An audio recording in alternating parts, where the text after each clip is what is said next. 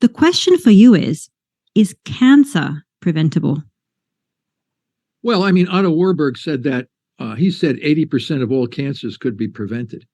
But now we understand he didn't really know, and this is where our work has expanded what Otto Warburg originally said. He was trying to focus on improving B vitamins and things like this.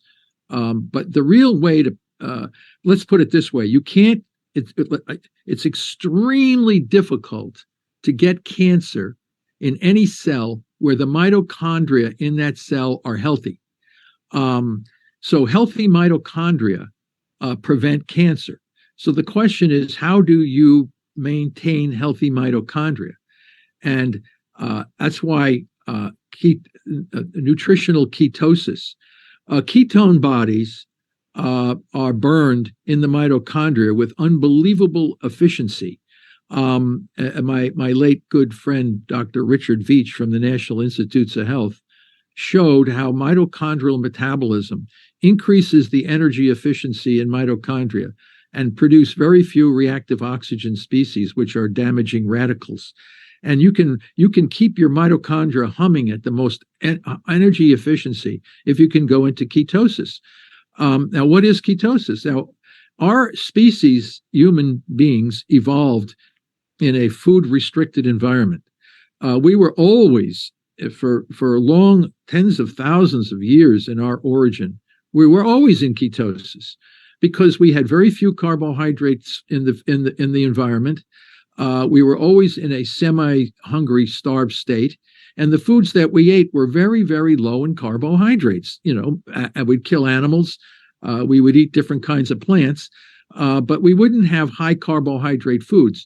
So the foods of our ancestors were very low in carbohydrates, putting us in nutritional ketosis.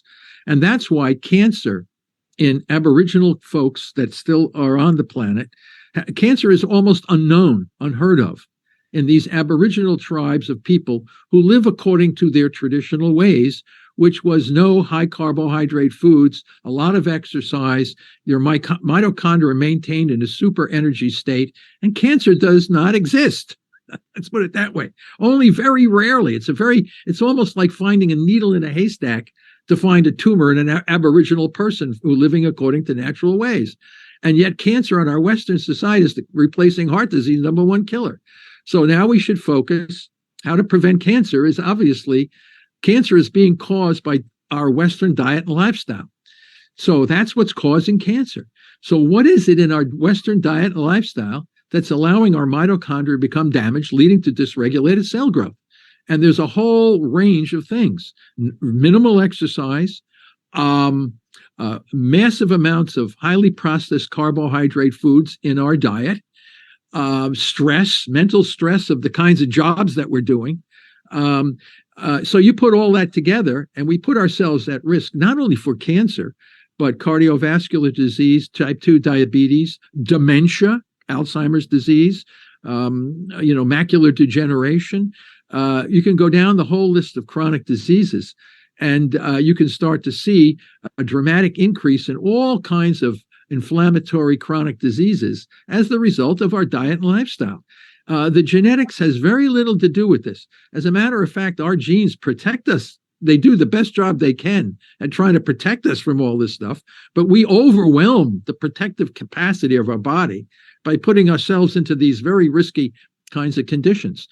And, and the study that came out on Mediterranean diet, reducing dementia and cardiovascular disease and cancer, it wasn't the Mediterranean diet by itself. It was a diet that had no highly processed carbohydrates.